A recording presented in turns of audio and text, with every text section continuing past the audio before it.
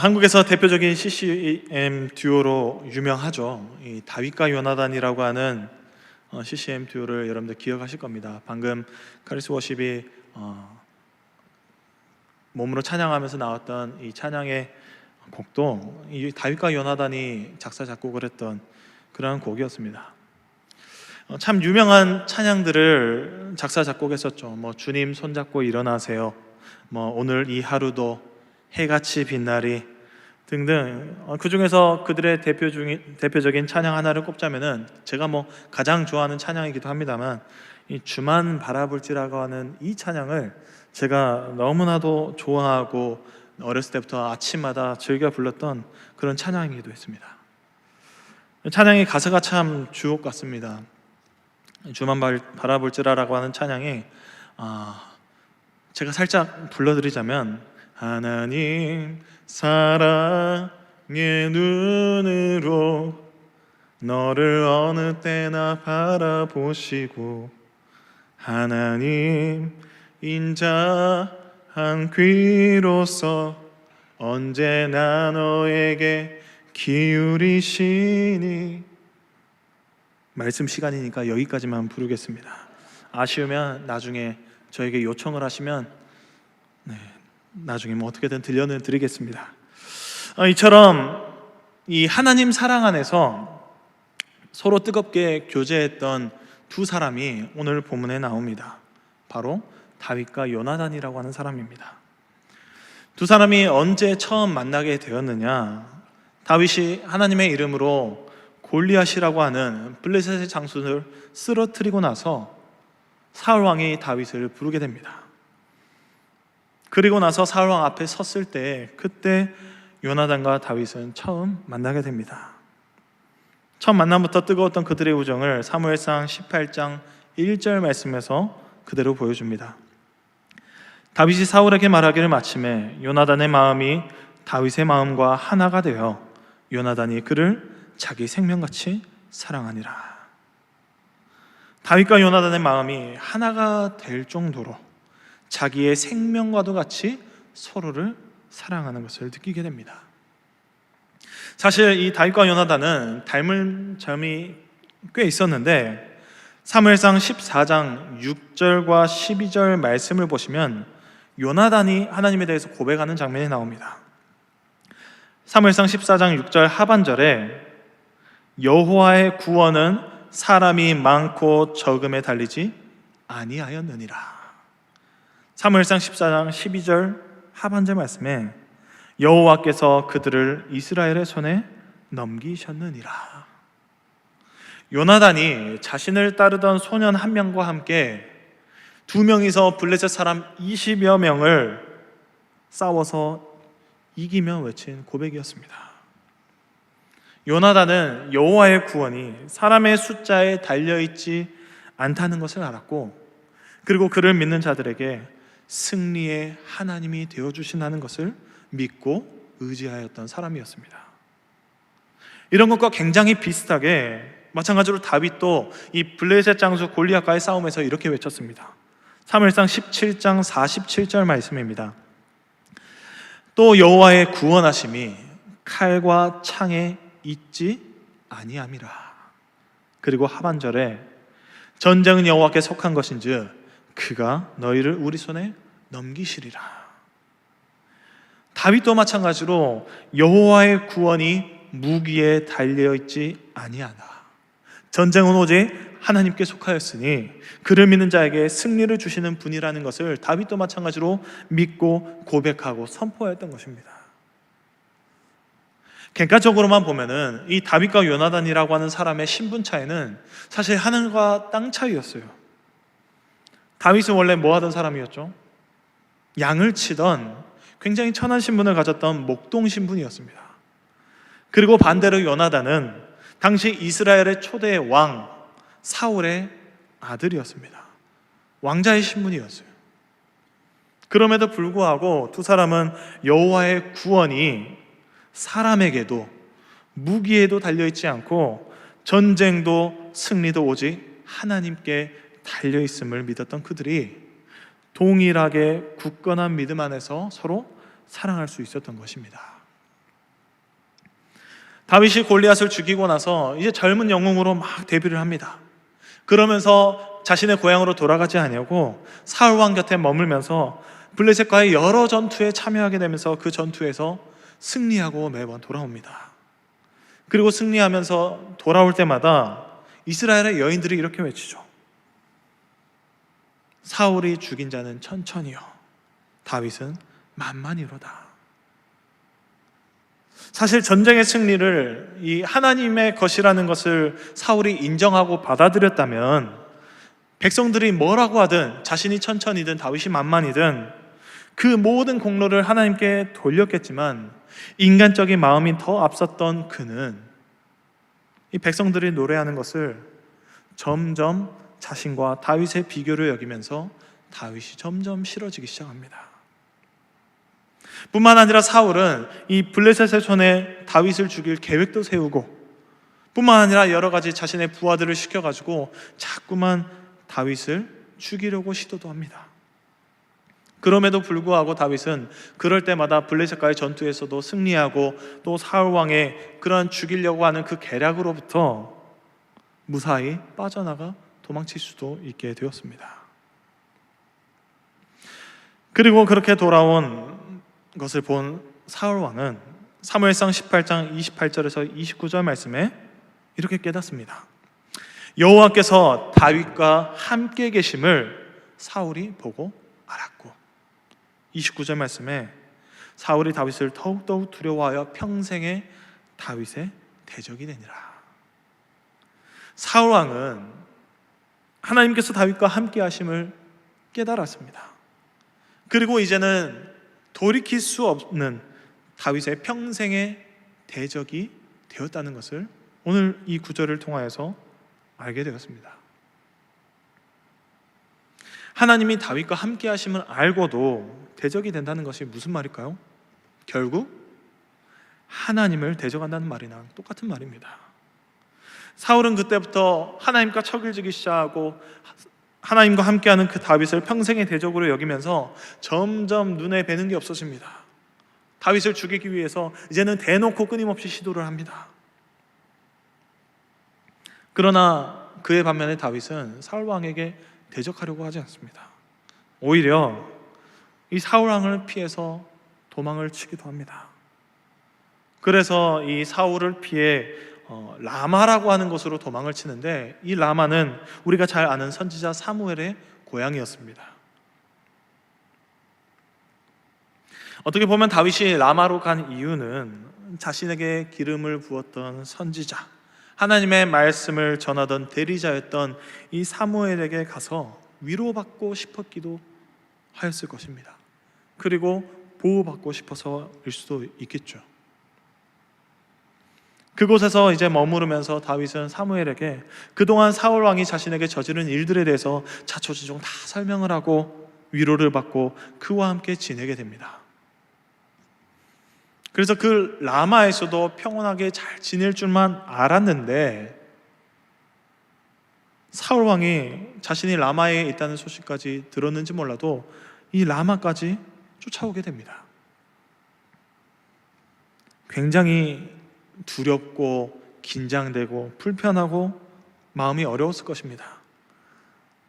제가 보기만 해도 이 다윗의 모습이 그 소식을, 사울 왕이 라마까지 쫓아왔다는 소식을 듣고 나서 한숨을 푹 쉬는 모습이 머릿속에 그려지기까지도 합니다.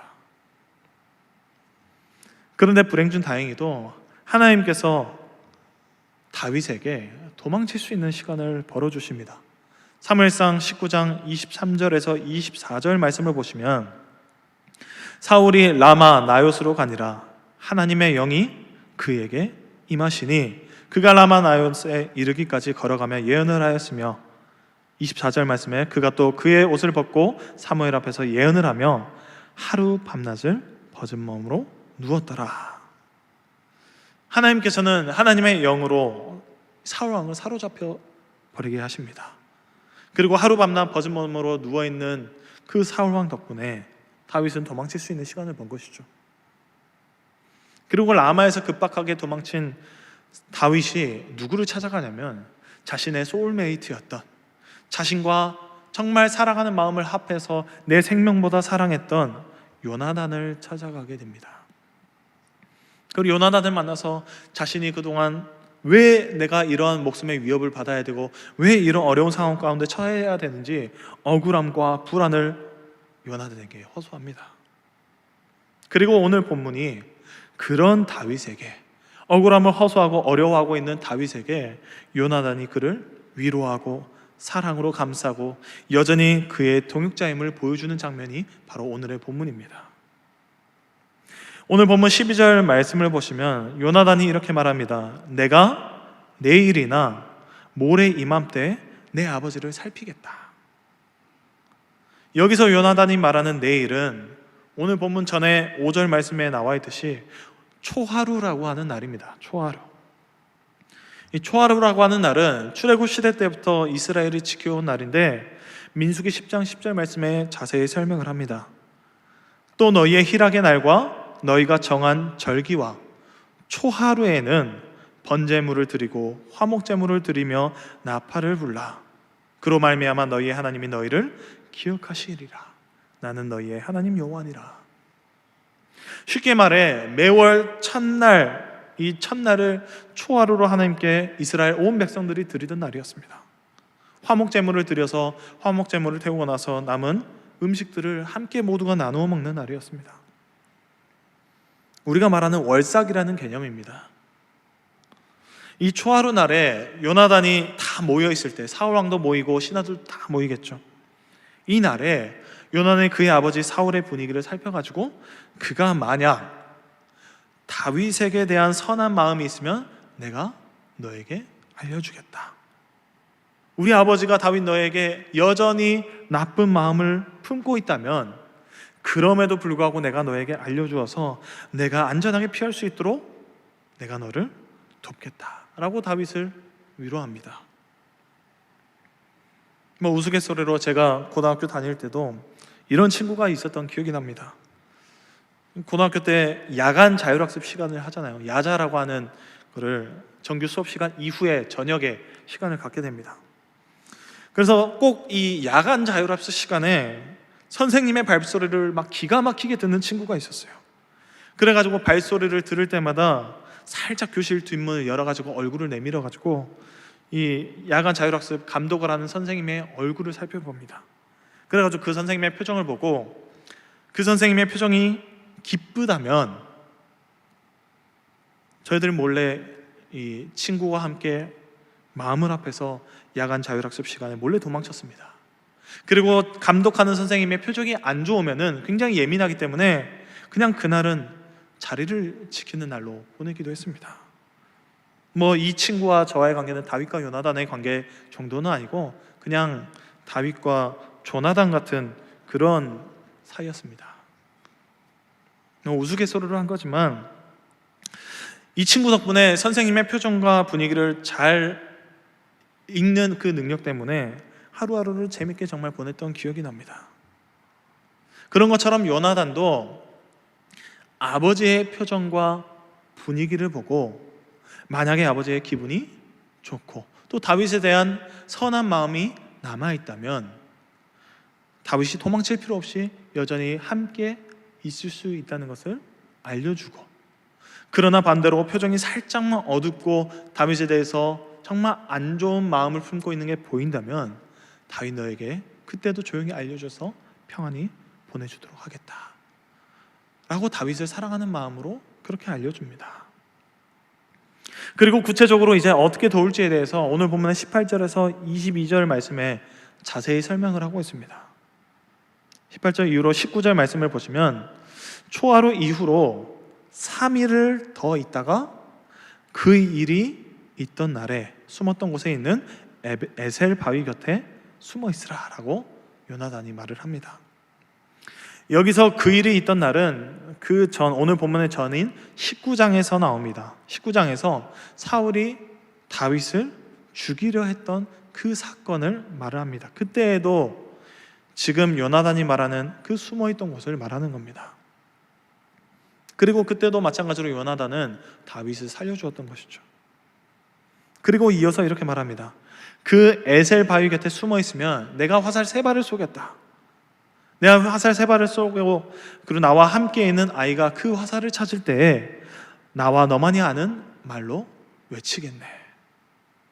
혹시나 내가 그 아이에게 화살이 이쪽에 있으니 가져와라 라고 말하면 여전히 왕의 위협으로부터 평안하다는 뜻으로 알고 나와 함께하게 될 것이고, 그렇지 아니하고 내가 화살이 내 앞쪽에 있다 라고 말을 한다면 왕의 위협이 다윗 자네에게 여전히 있다는 것을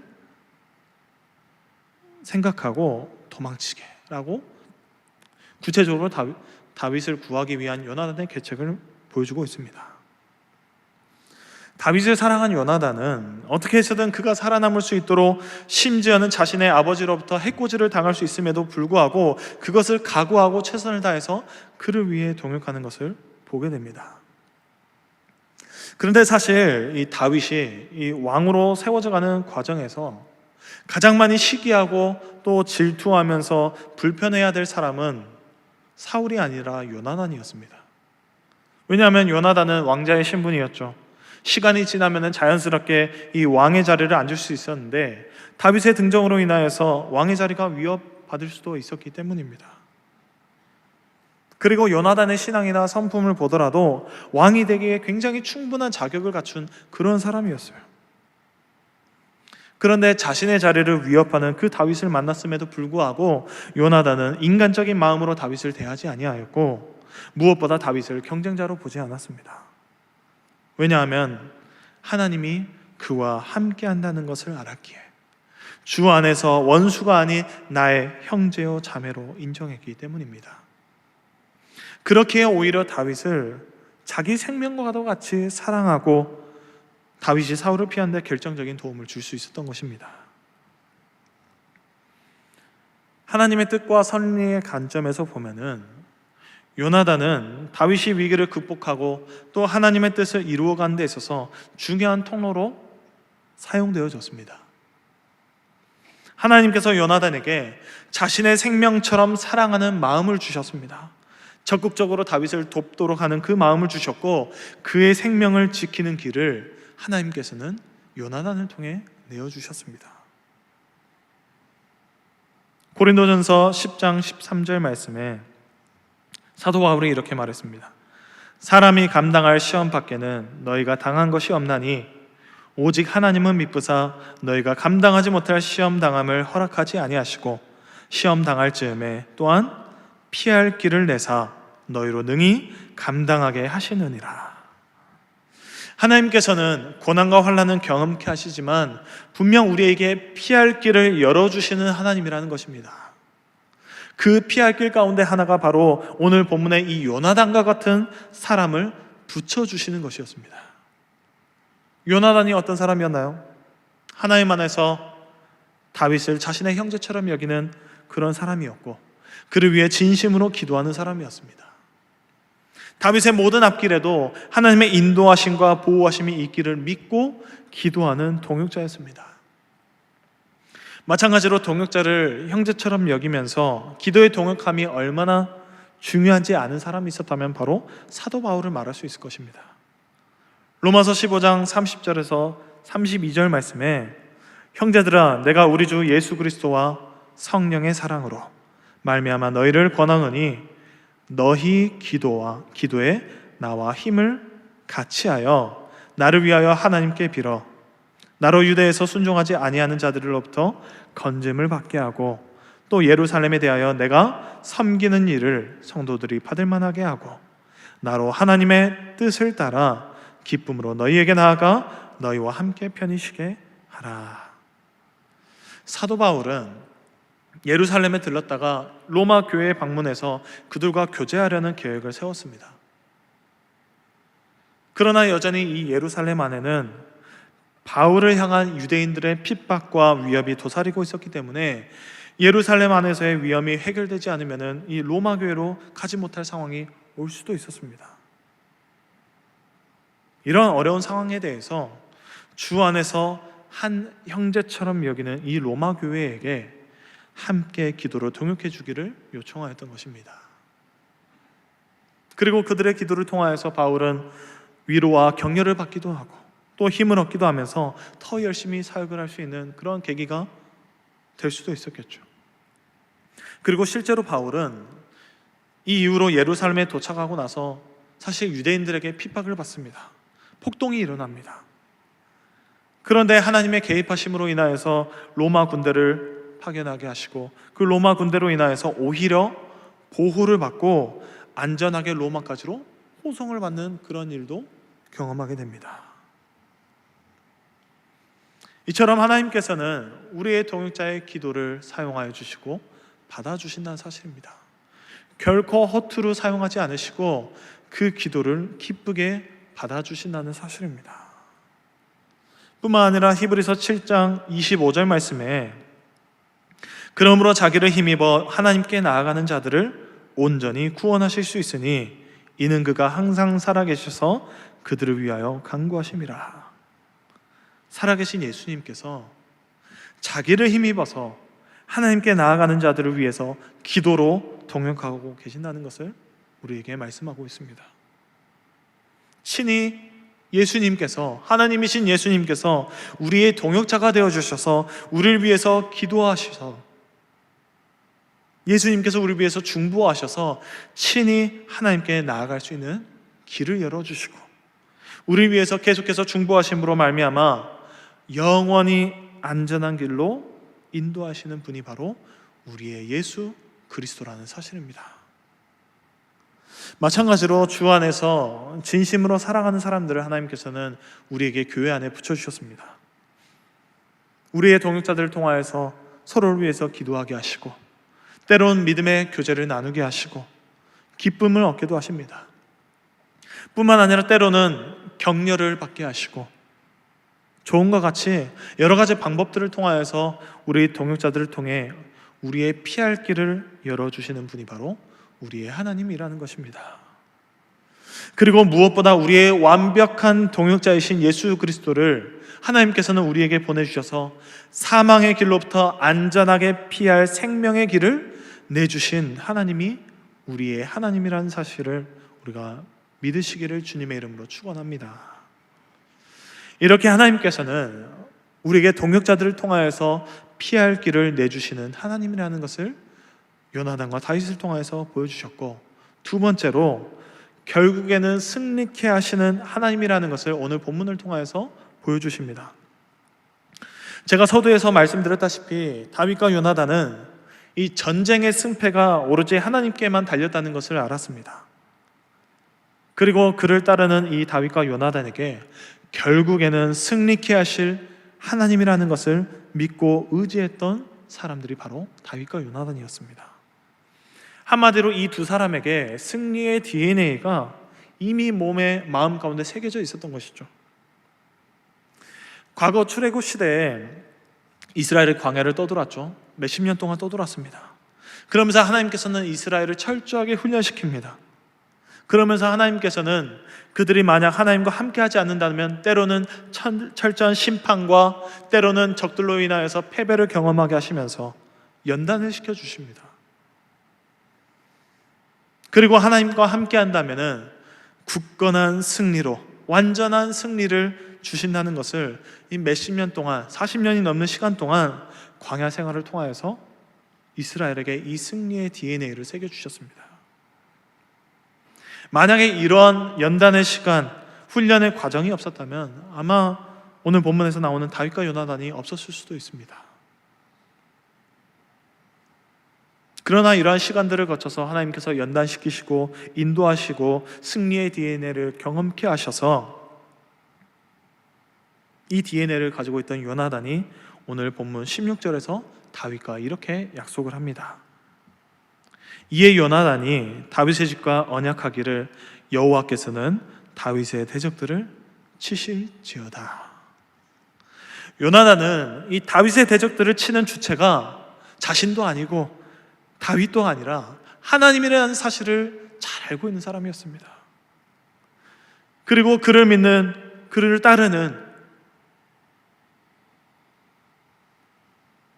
이 다윗의 대적들이 곧 하나님의 대적들이라는 것을 알았고 그들을 친히 인간의 손이 아닌 하나님께서 친히 그의 손으로 쳐서 승리케 하실 하나님이라는 것을 요나단이 믿고 그리고 다윗이 믿었던 것이죠. 하나님의 섭리 가운데 있음을 믿은 이 다윗에게 사울로부터의 고난으로 모든 것이 끝나지 않도록 하나님께서는 인도하여 주셨다는 사실입니다.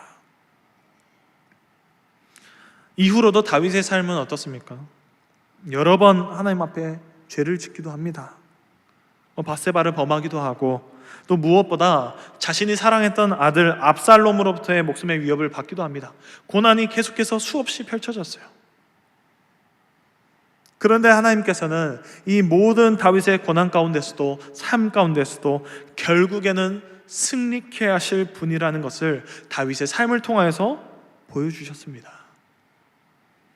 그리고 마침내 다윗의 후손으로 예수님께서 이 땅에 오셨고 많은 핍박을 받으셨고 십자가의 고난을 받으셨습니다.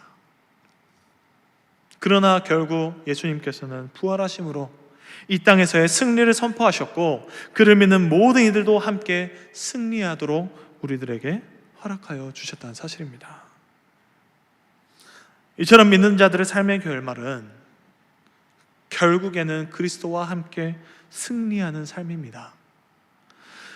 우리가 미래를 볼 수 있는 능력은 없죠. 혹시 미래를 보는 분들이 계신가요? 아무도 없을 겁니다. 그러나 하나님께서 특별히 우리의 삶의 끝에 주어진 결말은 승리라는 것을 우리들에게 확신하게 하셨고 알게 하셨다는 사실입니다. 우리에게는 이것이 얼마나 큰 은혜라는 것을 우리가 깨닫길 소망합니다. 이 믿음은, 결국에는 우리가 승리할 것이라는 것을 믿는 이 믿음은 우리에게 닥칠 어떠한 시련과 고난과 고통 가운데서도 버틸 수 있는 힘을 허락하여 주신다는 사실입니다. 생각해 보세요. 우리의 삶이 참 고되고 정말 끝이 안 보이는 것처럼 보이고 정말 망망한 대에 놓인 것처럼 보일 때도 있습니다. 그런데 그런 상황 가운데 놓였어도 결국에는 우리에게 승리가 주어진다는 것을 안다면, 우리가 믿는다면 얼마든지 하나님 안에서 기쁨으로 견딜 수 있다는 사실입니다. 예전에 제가 한번 말한 적이 있는데, 저는 결말이 해피엔딩인 영화를 굉장히 좋아합니다. 영화 속 주인공이 어떤 시련을 경험하고 고통을 경험하고 어려움을 겪더라도 결국에는 해피엔딩으로 끝나는 것이 정해져 있기 때문에 굉장히 마음은 졸일 때도 있지만 결국에는 마음이 편안하게 기쁨으로 보기 때문에 이 결말이 해피엔딩으로 끝나는 영화를 굉장히 좋아합니다. 그리고 믿는 자들의 삶이 이와 같습니다. 결말을 알고 살아가는 것과 결말을 모른 채 여전히 우리의 두려움 가운데 휩싸여 사는 것은 하늘과 땅 차이라는 사실입니다. 이 말이 무슨 말인가요? 여기에 계시는 믿는 모든 분들의 삶의 끝은, 결말은 모두가 해피엔딩이라는 사실입니다. 하나님을 믿고 따르는 여러분들, 저와 여러분들의 삶은 결국에는 하나님께서 함께 하시기 때문에, 승리의 하나님이시자 승리의 예수 그리스도이기 때문에 그를 믿는 모든 자들의 삶의 결말은 결국에는 하나님과 승리하는 삶이자 해피엔딩이자 천국에서의 삶이 주어지기 때문에 우리는 기쁨으로 이 삶을 오늘도 살아갈 수 있다는 것을 믿으시길 주님의 이름으로 축원합니다. 말씀을 정리하겠습니다. 사울이라고 하는 사람은 하나님의 섭리를 거부했죠. 자신의 뜻을 고집합니다. 하나님의 뜻보다도 자신이 원하는 삶을 쫓아 살아갔습니다. 결국에는 하나님을 의지하지 아니하고 자신의 뜻대로 행하는 그의 결말은 어떻습니까? 아까도 우리가 살펴보았지만 결국에는 하나님을 대적하는 사람이 되었습니다. 요나단은 어떻습니까? 자신의 권력, 자신의 훗날 주어지게 될 왕위에 대해서 뺏길지도 모르는 그런 상황 가운데 놓였습니다. 오히려 자신의 권력이 쇠퇴하는 그런 상황 가운데 놓였습니다. 그럼에도 불구하고 하나님의 선하신 뜻이 반드시 이루어질 것이라고 믿는 그는 사랑으로 다윗을 도왔던 사람이었습니다. 다윗이라고 하는 사람은 어려움 속에서도 하나님을 의지했던 사람이었죠. 그를 왕으로 세우시려는 하나님의 계획이 사울 왕의 방해에도 불구하고 이 동역자 요나단을 통해 이루실 것을 보여주시고 경험케 하여 주셨습니다. 다시 말해 하나님께서는 이 두 사람을 통하여서 보여주신 것처럼 자신의 계획이, 하나님의 계획이 세상적인 어떤 방법과 힘에도 꺾이지 아니하고 반드시 이루시는 하나님이라는 것을 우리들에게 보여주고 계시는 것입니다. 시편 33편 11절 말씀에 시편 기자가 이렇게 고백합니다. 여호와의 계획은 영원히 서고 그의 생각은 대대에 이르리로다. 하나님의 계획은 영원히 변하지 않고 아무리 세상적인 어떤 고난과 핍박과 유혹 가운데서도 결코 꺾이지 아니하시고 견고한 성과도 같은 하나님의 완벽한 계획이 우리에게 주어진다는 사실입니다.